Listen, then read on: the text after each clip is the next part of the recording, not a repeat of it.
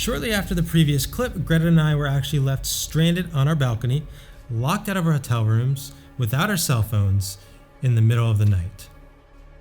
If you turn your attention to this little warning sign on the sliding glass door right next to the door handle, there are a few things that are very common sense, but there's one thing that I totally did not notice. It says, "Welcome to the beautiful country of Malta. In today's video, we are staying at the best hotel here, which is the Hilton Malta. And let's get started exploring. Come on." I feel it in my, I feel it in my. For those who don't know, Malta is a small island country south of Sicily in Italy and north of Libya. It's a very small island and the population is only about 500,000 people. Now, there are definitely a lot of hotel and accommodation options in Malta, but to me, through my research, it was obvious that the Hilton was by far the #1 hotel. It had the most reviews on all the review sites and the highest ratings and everything like that. So that's why I landed here. So the Hilton offers a ton. First of all, its location is awesome. It's right on the sea. It's right on the coast, so you have beautiful views there, and it overlooks a marina as well. The hotel has beautiful dining options, a full spa and gym. There's even a pickleball court, indoor pool with saunas and a cold plunge, and there's also even a salon. There's a small wing of the hotel that has some luxury shops and things like that. There's the conference center and then the buffet for breakfast, which we just had. So the room I booked here for my stay is called the Terrace Suite. Now, it's definitely one of the better options here. It costs about $300 per night, and it definitely comes with the luxury bed, the luxury bathroom, and all those things. But the main attraction is the Terrace Suite.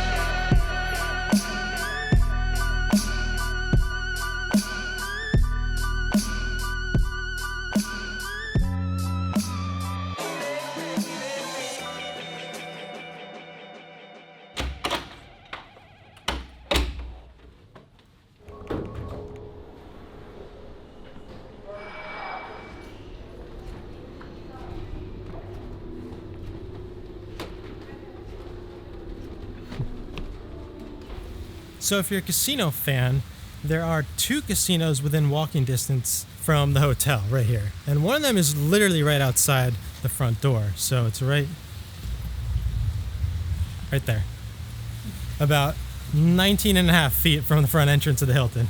And then there's another one we're about to go to that's about a 15-minute walk, I believe, 15 or 20-minute walk. And we're going there right now.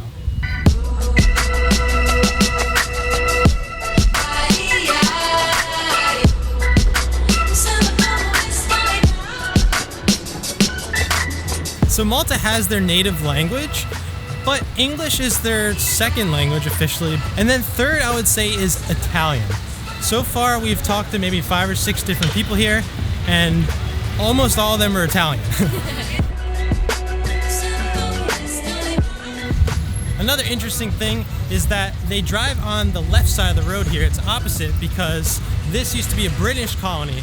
So I'm assuming, you know, back when this place was first building roads and things like that, they decided to do the switcheroo.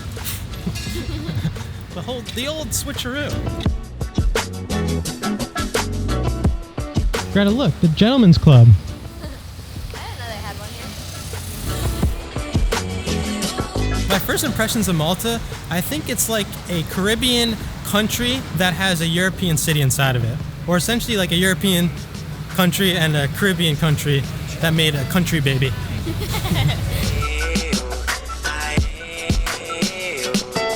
What's up? I'm good. How are you guys? You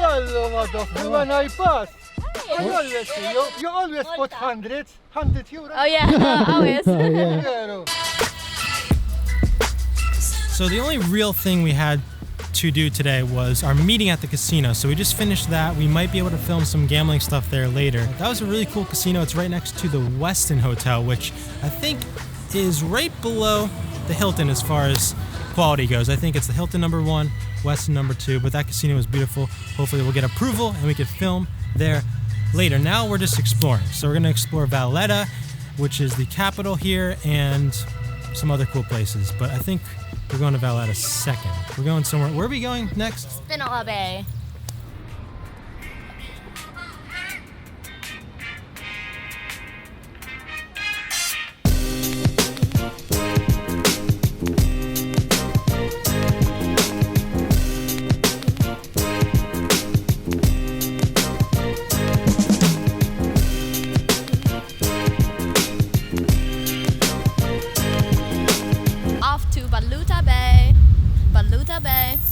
Off to Valletta Bay, and we're also gonna see a cool church.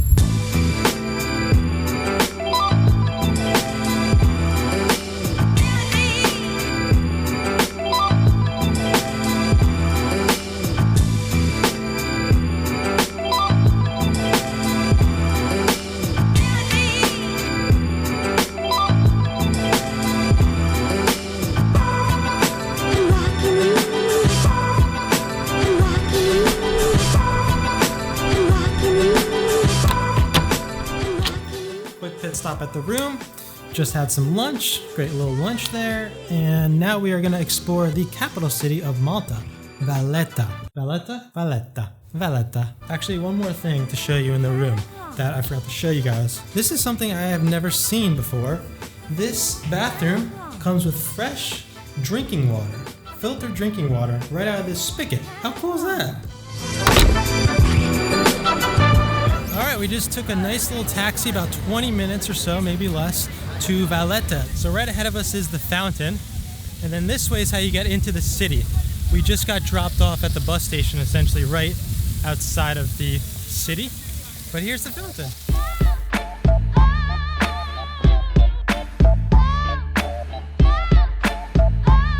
Okay, let's go to the city.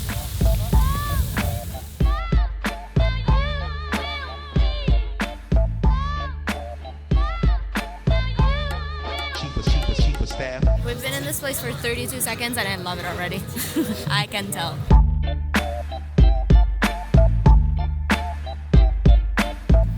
Making our way through the city right now. We're heading to Fort St. Elmo, which is right down the road here. It's a fort built in the 1500s and it's still standing today. Alright, we've just about made it. Got into the museum. We only have about 40 minutes to explore, and here are the largest anchors you'll ever see. Look at these big cannons.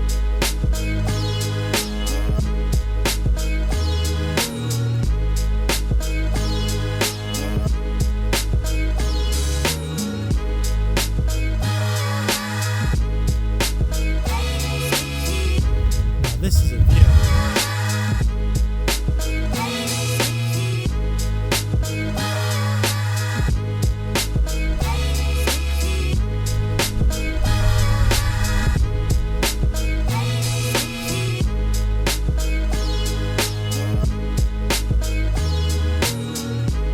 I've never seen a torpedo in real life in my life, so that is pretty cool. Not that war is cool, war is horrible, but I have an appreciation for engineering, at least. Alright, so we made it to the top of Valletta, and it's really windy, sorry about that. It's really beautiful up here. Beautiful views. Look at that. Courthouse, I'm imagining, but in the distance right here, I'm trying to run to it, is probably one of the biggest cruise ships I've ever seen. Look at this thing. Gotta look both ways because they drive on the wrong side of the road. Okay, cruise ship.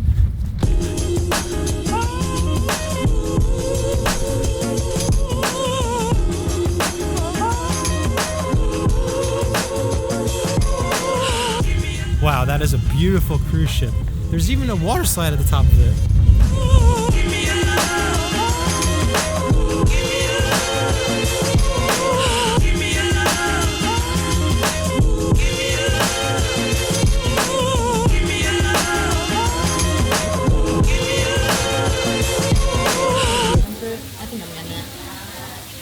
So this is their Thai restaurant. It's called the Blue Elephant. and apparently it's their best and award-winning restaurant. Judging from what we've seen so far, definitely is impressive. Also, very cool plate. Very cool. All right.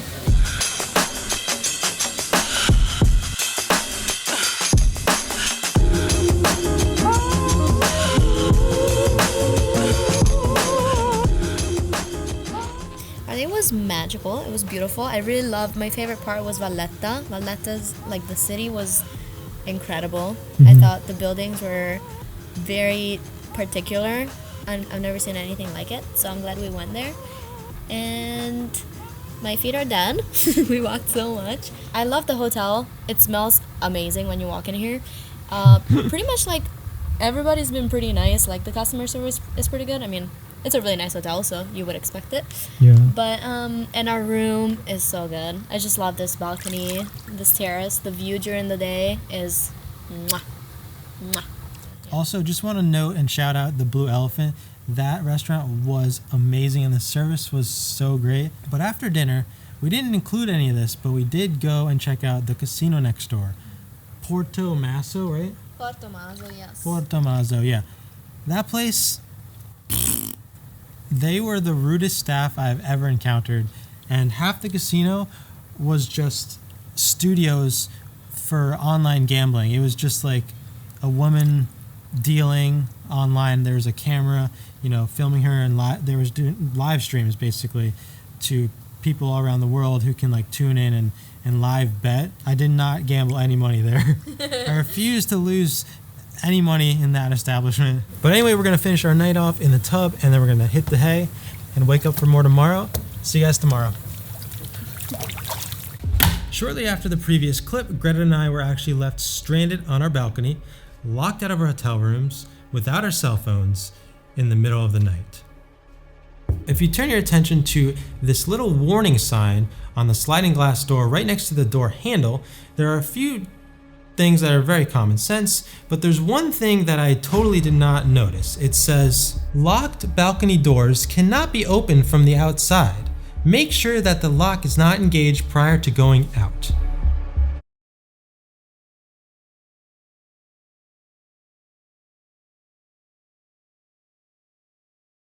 So let me try to explain how this works. This door handle here has two pieces. They're both angled pieces of metal. So there's one right here.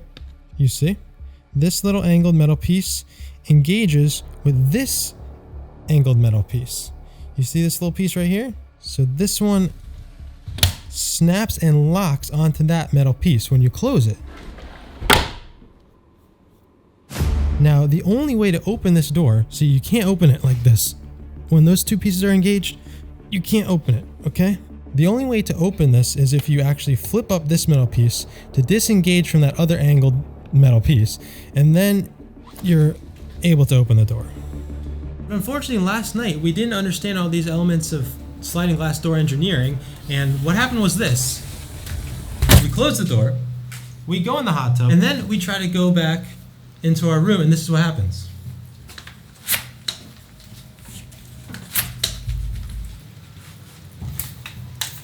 We can't open the door. It's literally impossible to open. It can't open. So to paint you a picture, it's 11 p.m. It's very cold outside. It's windy. We don't have our phones out here, right? If we can't open this door, the only thing I'm thinking is that we try and climb over to the next balcony and just bang on the window of the hotel room next to us, because I know there's someone there. In a span of 2 minutes, it was a nightmare. But ultimately, thanks to my love of hockey, I actually came up with a solution, and it's the body check. If you're familiar with the sport of hockey, the body check is a form of physically hitting an opponent with your body to separate that player from the puck. And in this case, I body checked the sliding glass door, which popped off the one metal bracket from the other, enabling me to slide open the door freely, and I'll try to show you that right here.